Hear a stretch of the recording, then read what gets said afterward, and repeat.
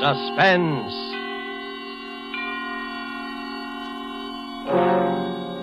Presented by Roma Wines, made in California for enjoyment throughout the world. Salud. Your health, senor. The world toasts Roma, and Roma toasts the world. The wine for your table is Roma, made in California for enjoyment throughout the world. This is the man in black, here for Roma Wines, to introduce this weekly half hour of Suspense. Tonight in Hollywood, our stars are Mr. Robert Young and Margot. The suspense play which stars Robert Young and Margot, and which is produced and directed by William Spear, is A Tale of Ordeal by Fire by Cornell Woolrich. And so, with the night reveals and with the performances of Robert Young and Margot, Roma again hopes to keep you in suspense.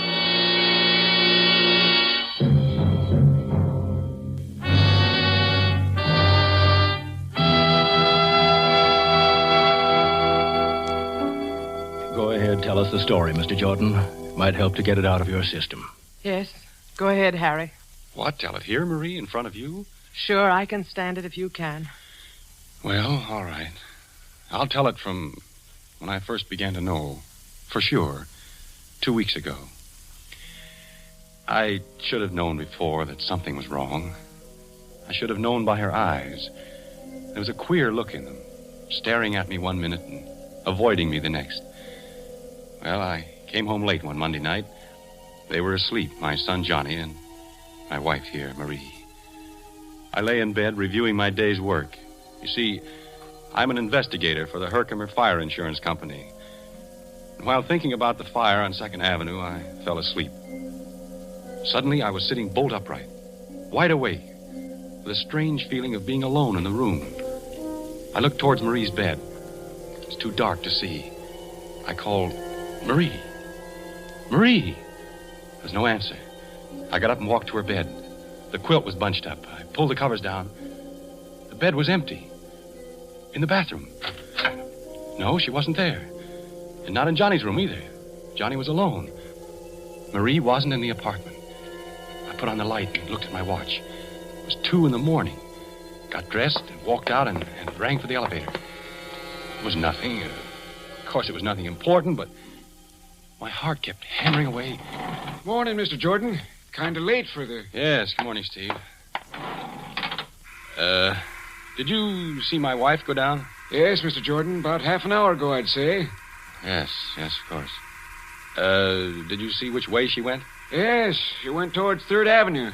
Said she was going Went to the drugstore, I guess. Yes, that's right. There's one over on 96th Street. Open all night. Thanks.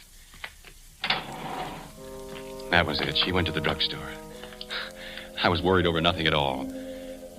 I didn't know what to do quite. I didn't want to follow her, but the elevator boy was watching me, so I strolled easily along towards 3rd Avenue. I stood on the deserted dark corner and looked up and down the street. Then I saw her coming. She was walking towards me briskly. Harry, what are you doing here? Well, I got up and saw you were gone, and I couldn't sleep. I had a dreadful headache, so I decided to go down for some aspirin. Yes, of course. The drugstore on 96th Street. But you were coming from 98th Street. I took a little walk. I thought some fresh air would do me some good. Yes, it is a nice night. I've only been gone about 10 minutes. Steve says you were gone about a half hour. It was only 10 minutes. What time is it now? 2:35. I've been out for almost 15 minutes. Oh, it's more than... It was 15 minutes, no more than that. Yeah. Yeah, I guess so. Everything seemed all right. Still, I felt something was wrong. We got into our apartment and we both went to bed. For a minute or so, we said nothing. You've been working hard, Harry. Don't you think you ought to take a week off and sort of rest up? Oh, I feel perfectly all right, dear. There's nothing wrong with me. Listen. A fire. A fire. Yes, not far. Over east a couple of blocks. By the river, I'd say. That's my district. A fire. Oh, what the... Hello. Hello, Harry. I'm sorry to wake you in the middle of the night. There's a bad one over near you between 2nd and 3rd. Maybe a total loss. Between 2nd and 3rd, Mr. Parmenter? An apartment building? Yeah, 98th Street. 340 East 98. I called you because I'd like you to go there direct first thing in the morning instead of come at the office, okay? I'll meet you there. Okay, Mr. Parmenter. Good night. A fire? On 98th Street? Yeah. I couldn't see Marie in the dark. I knew she was staring at me. I was very tired. Good night, Marie. Good night, Harry.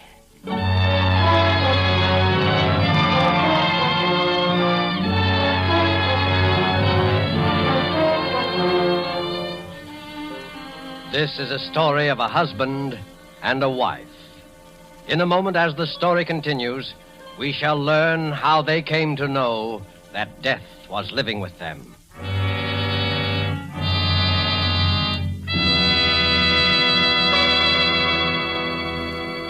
Tonight, the Roma Wine Company of Fresno, California, brings you Robert Young and Margot as stars of Suspense, radio's outstanding theater of thrills.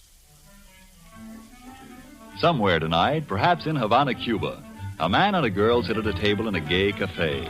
Music, laughter fill the big room. A tropic breeze stirs the palms in the terrace. As we watch, the young man pours wine into their glasses. They raise them in a toast to each other. Salud. Salud. Ah, an excellent wine, verdad? As pleasant to the taste as your beauty is to the eye. Oh. Do you know where this fine wine comes from? It comes from our good neighbor to the north, Los Estados Unidos, from America. His name is Roma. Yes, Roma. from our own America, from our own sunny California come Roma wines. Made in California for the enjoyment of the world. Doesn't that tell you all you need to know to make you want to choose Roma wines for your own use? Whether your particular preference is for a nut brown sherry, a delicious red claret, a full-bodied burgundy, when you choose Roma, you know you are getting the world's best wine value. For Roma wines are America's largest selling wines. Only through such tremendous popularity can Roma afford to sell so reasonably wines into which have gone all the care and wine knowledge that produce wine masterpieces. There is a Roma wine for every taste. Simply choose the one you like best. Roma wine, made in California for enjoyment throughout the world. And now it is with pleasure that we bring back to our soundstage Mr. Robert Young as Harry Jordan and Margot as Marie, his wife, in The Night Reveals, a story well calculated to keep you in suspense.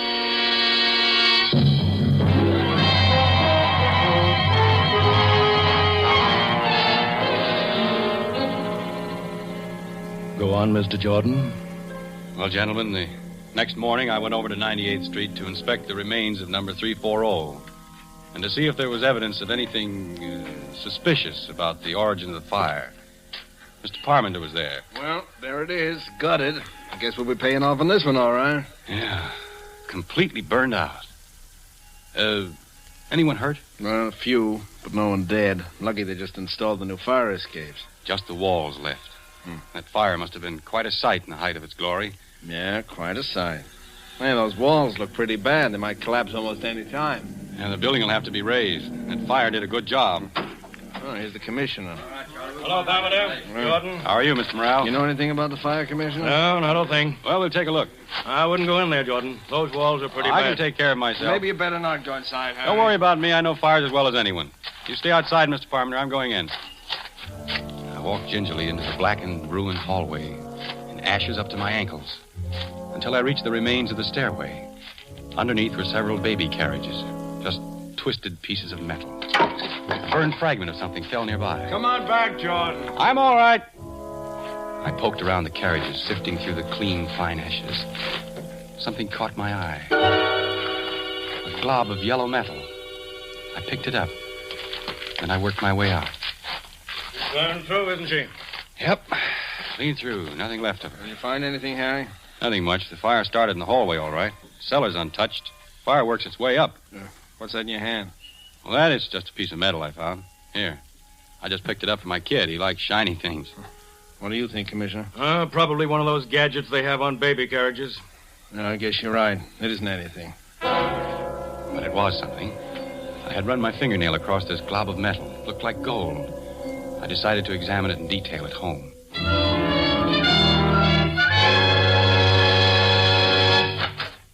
Daddy. Hiya, Johnny. Mama says I was bad today. Harry, you're home early. Yes, I got through sooner than I expected, and What is it, Harry? Your locket. You're not wearing it. You never had it off before. My locket? Well, don't you remember? Daddy, can I go over to see Davy Taylor for a minute? Yeah, go ahead, Johnny. All right. Gee, thanks, Daddy. You shouldn't have done that. I didn't want him to go. He hasn't had his dinner. Never mind, Johnny. What did you say happened to the locket? Well, I gave it to you. To me? Yes, I put it in your pocket to have it fixed. The catch was loose. I don't remember. You've been very forgetful lately. Very forgetful. Maybe you thought you gave it to me. No, I put it in your pocket, Harry. I forgot to mention it to you. I wanted you to take it to the jeweler's and get the catch fixed. I just put it in your coat pocket while you were shaving. When? Yesterday? Yes. Yesterday morning. Then it should be in my pocket now. I wore this suit yesterday, too. Nothing in my pockets, Marie. Well? Marie. Yes, Harry? Is anything wrong with you? Don't you feel... With me? No, of course not. I'm all right. I'm perfectly all right. There's not a thing wrong with me. You look worried, as if you've got something on your mind. Oh, it's nothing. I've just been having a headache. Maybe you ought to see a doctor. Oh, no, it really doesn't amount to much. Well, I think I'll take another look for the locket. Which suit did you say you put it in? Your blue suit, I think. Or maybe it was the gray, though. I don't quite... I couldn't make it out. What had she done with the locket? Had she pawned it? Had she given it away? Then I remembered something. I went into the bathroom and locked the door. I looked at this shapeless little glob of yellow metal. I rubbed the blackened spots away, all of it, until it was gleaming. I studied it, turning it over and over. I noticed a thin crack. It was small, so I took a nail file out of the medicine chest and began to file it. I kept filing until I had enlarged the crack to the full length of a piece of gold. Then I slipped the nail file inside and pried it open. Tiny fragments of glass, and then I saw a piece of scorched paper. It was a photograph. Picture of my son, Johnny. This glob of metal was my wife's locket. I put the locket and the picture in my pocket and walked out.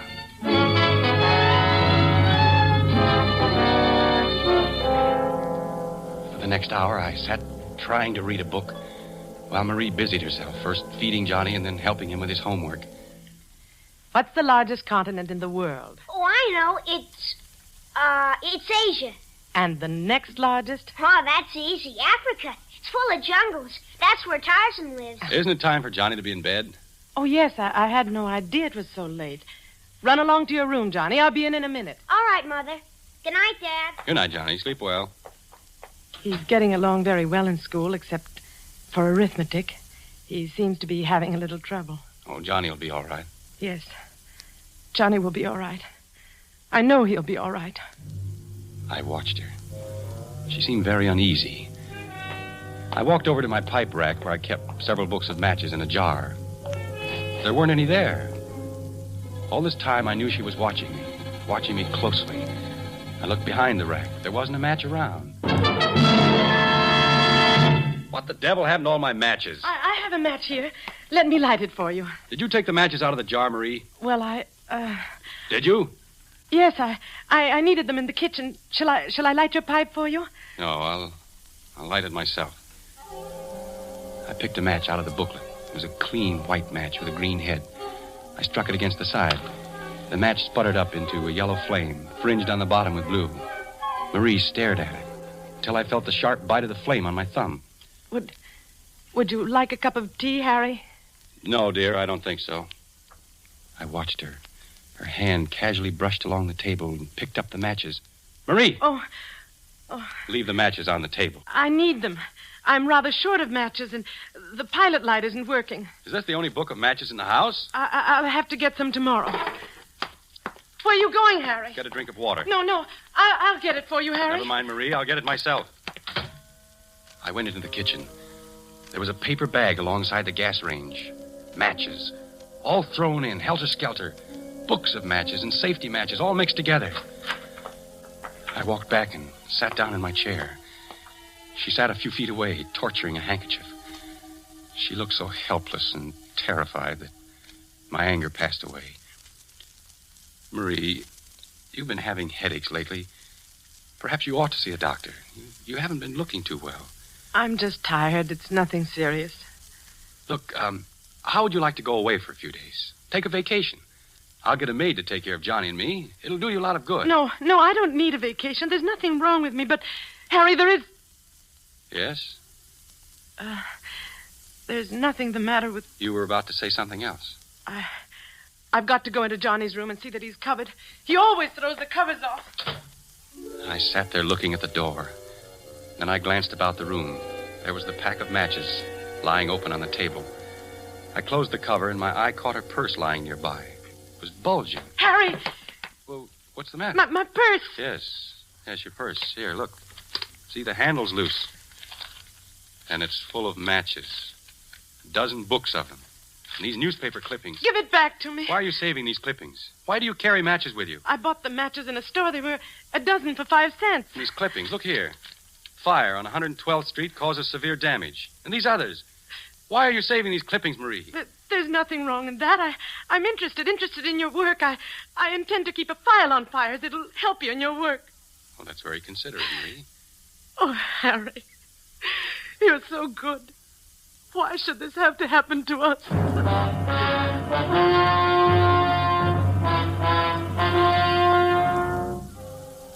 Towards midnight, I went to bed. Marie didn't follow me.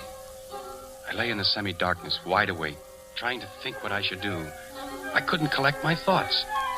Every time I closed my eyes, I could see the flame of the match, yellow and blue, crawling along the matchstick. Then Marie came in with a cup of steaming liquid. Drink this, Harry. It'll help you sleep. Oh, what is it? It's cocoa. It's very good for you. I'm not the one that's having trouble falling asleep. We both couldn't sleep last night. I'm taking some of this myself as soon as I go to bed. All right, leave it on the nightstand. Be sure to drink it while it's hot. Yes, Marie, I will. Good night, darling. Good night, Marie. Cocoa. Then suddenly I knew. I looked around quickly for something to pour it in. There was the radiator pan. It was empty. I poured the cup of liquid into it. Then I lay back and waited. Waited for her next move. About a half hour later, I heard the door open softly and Marie tiptoed towards my bed. Harry. Harry. Are you asleep? I didn't answer, but breathed evenly. She hovered for a moment over me, then she tiptoed out, carefully closing the door behind her. I dashed out of bed and hurried into my clothes. Quickly, I poured the liquid from the pan into a bottle and put it into my pocket. Then I grabbed my coat and followed her. I rang for the elevator. She had only a few minutes headway. I would catch up to her easily, and then we'd have a showdown. Steve looked at me with controlled amazement. Hello, Steve. Hello, Mr. Jordan. My wife went down a moment ago, didn't she? Yes, Mr. Jordan. Just took her down. She went towards 3rd Avenue, didn't she? I think so. She sort of stopped me for a minute and then turned towards 3rd. Had to get back to the elevator because you were ringing. When I reached the corner, I looked up and down 3rd Avenue, and I saw her. She was walking north. I crossed to the other side of the street and followed her, keeping at a distance. At 98th Street, she turned east. Down the middle of the block was the remains of last night's fire. She paused in front of the gutted building for a long time, just stood there, looking at it. Then she walked inside. I waited for a few seconds and then followed her. It was pitch dark in the burnt-out hallway. Ahead of me, I could see the glow of a match. Then I saw what she was doing. She was collecting the charred debris near the baby carriages. How foolish. There wasn't anything that could burn there now. She lit another match. I watched the flame light up her face. A face so intent upon her work that she didn't hear me approach. Marie? Who's there? It's me, Harry. Harry, why did you... Come along, Marie. We'd better get out of here. The police. I took her hand, and without a word, she came along. We walked home in complete silence. We both knew. When we came to our apartment house, I stopped and rang for the elevator. In the light of the hallway, I could see her face. My wife's face. Ashy gray. Her eyes bright and painful. You run upstairs, Marie. I'll be along in a minute. Harry, where are you going? I'll be right back. Please, Harry, don't do anything. You run along, Marie. You're not going to... No, I'm only going to the drugstore to get something. I'll be back in a few minutes.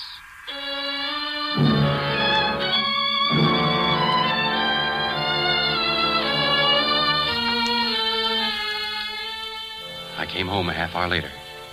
She was waiting for me. Did you do it, Harry?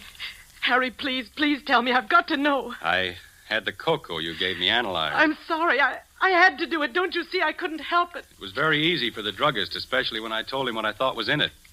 Sodium amytal. That's the stuff that makes you sleep through an earthquake. Please try to understand, Harry. You must understand. Is the kid asleep? Yes, Johnny's all right. I was sorry for Marie. She looked so haggard and worn. It wasn't her fault. I was sorry for myself. My head was roaring. I wasn't feeling too well. Kept seeing sparks in front of my eyes. I closed my eyes for a moment. Let's go to bed, Harry. Marie, we can do something. Let's burn up every match. Every match in the house. We'll never bring another match in here. No, Harry, we can't do that. You don't want to? No, Harry, not now. See, this is the first book. It's turning black. We'll do it with every book of matches. It's no use, Harry. Strange, isn't it, that this should happen to me? Me, a fire inspector. That's funny. Give me the matches, Marie, all the matches. No, I can't do it. I won't. Give them to me. Please don't take them. I'll do anything you want, anything. Where did you hide them? Tell me, where are they? Inside the range, behind the paper bag. I dropped her hand and she sank to the floor in a huddle, weeping. Then I went into the kitchen and got all the matches. By now, my anger was cooling off. Look, Marie, look up. See? I'll light each book of matches, one at a time, until they're all gone up in smoke. The yellow flame licked its way down the matches. The cover caught fire and blackened. I watched her look at the flame with dazed eyes. Listen, Harry, do you hear? Just someone in the hall. Oh, it's more than someone. Something's happened. Something has happened. I'll take a look. Hey, Mr. Jordan, the house is on fire. The house is on fire. Yes, Marie, wake up Johnny. Johnny! We'll have to hurry. The flames are coming up the stairs. There's an upward draft. What's the matter, Mother? The house is on fire. We've got to get out, Johnny. Come on. It's too late to go down. We'll have to go up through the roof. Oh, I've hurt my leg. Come along, Johnny. Mother, wait for Mother. She'll come along. No, I want to wait for Mother. It's all right, Johnny. Go along with Daddy. I'll follow you. No, I won't go. I won't go without you, Mother. Hold on to my arm, Marie. Come on. Give me your hand, Johnny. Don't be scared. The fire won't hurt you. It won't hurt you at all. You're safe with me.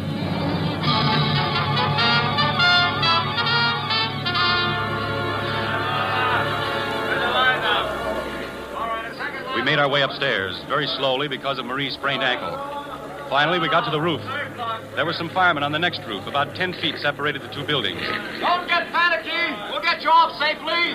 How we gonna have to jump across, Daddy? Because Mother won't be able to jump. Her foot. It's all right, Johnny. Don't be scared. They're putting a board across the two roofs. We'll just walk across. All right, now. One at a time. Tie the rope around you and come across. Johnny, you go first. Don't be afraid. There. Now, the rope will hold you in case you slip. Mother, you gotta go first. I'll go right after you, Johnny. You promise? Go ahead, Johnny, and others will follow you. Don't turn around. Keep walking. All right. Kid's safe. Now, you lady. Be careful, the board. Hey, the board slipped off. Hurry, one of you guys. Get another board. Mother! I want my gun. Your mother's going to be all right, kid. You pushed the board off, Harry. I saw you do it. No, I didn't, Marie. I didn't. All right, lady. Just tie the rope around you. Don't be afraid. Don't look down. Ready? Okay, boys. She's all right. Now you, mister. That's right. Tie the rope around you. Okay. All set? Okay.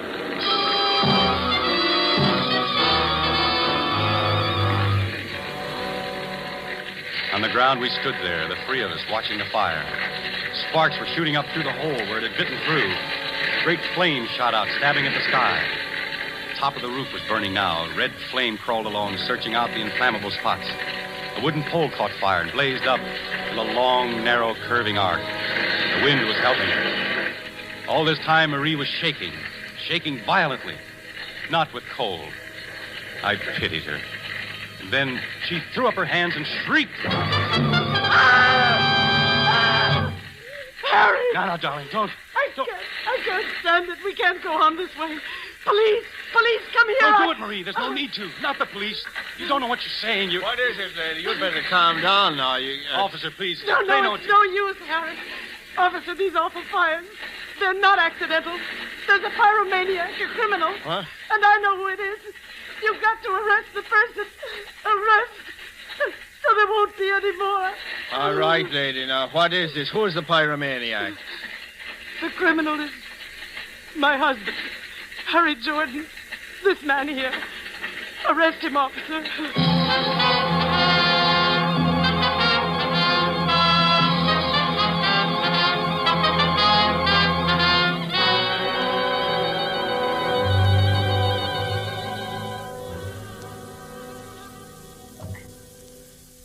Well, that's about all there is to the story, gentlemen.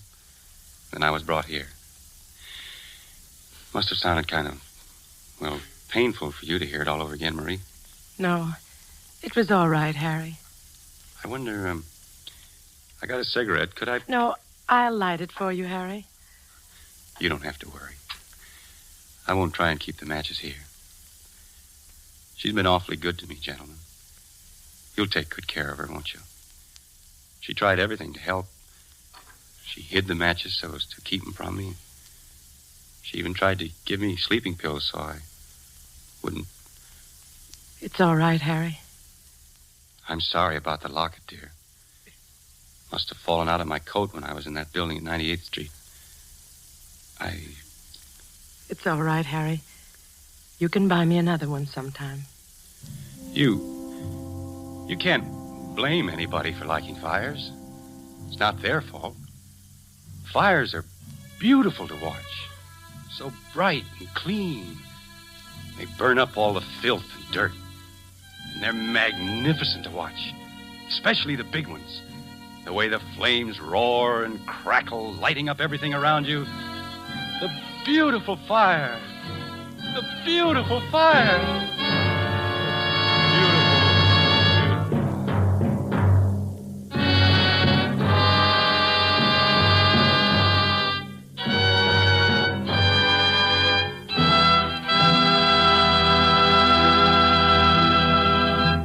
And so closes The Night Reveals, starring Mr. Robert Young and Margot. Tonight's tale of Suspense. I want you to know that the distinguished Roma California wines include the most enjoyable types for every possible occasion. Dry table wines, red and white, appetizer and dessert wines, and also champagne and sparkling Burgundy. Nothing can add more downright pleasure to your meals or to your entertainment of friends. And no enjoyment could be more economical. For not only are they supremely delicious, Roma wines are America's largest selling wines, and they cost only a few cents a glass. The vast quantities regularly purchased and enjoyed by wine lovers, the advantageous locations of the great Roma wineries in the favored wine districts throughout California, these things permit truly modest prices that make Roma wines the world's outstanding wine values. Roma, R-O-M-A. Roma wines are true to type. Roma wines are faithful in flavor. Roma wines are sound of character. Roma wines are reasonable in cost. Made in California for enjoyment throughout the world. This is Robert Young. It's been a great pleasure for me to appear tonight on Suspense, one of my very favorite programs. And I know you'll want to be listening next Thursday when my friend and colleague at Metro-Goldwyn-Mayer, Mr. Charles Lawton, will be your star. Don't forget then, next Thursday, same time, for Charles Lawton in Suspense. Presented by Roma Wines, R-O-M-A. Made in California for enjoyment throughout the world. This is the Columbia Broadcasting System.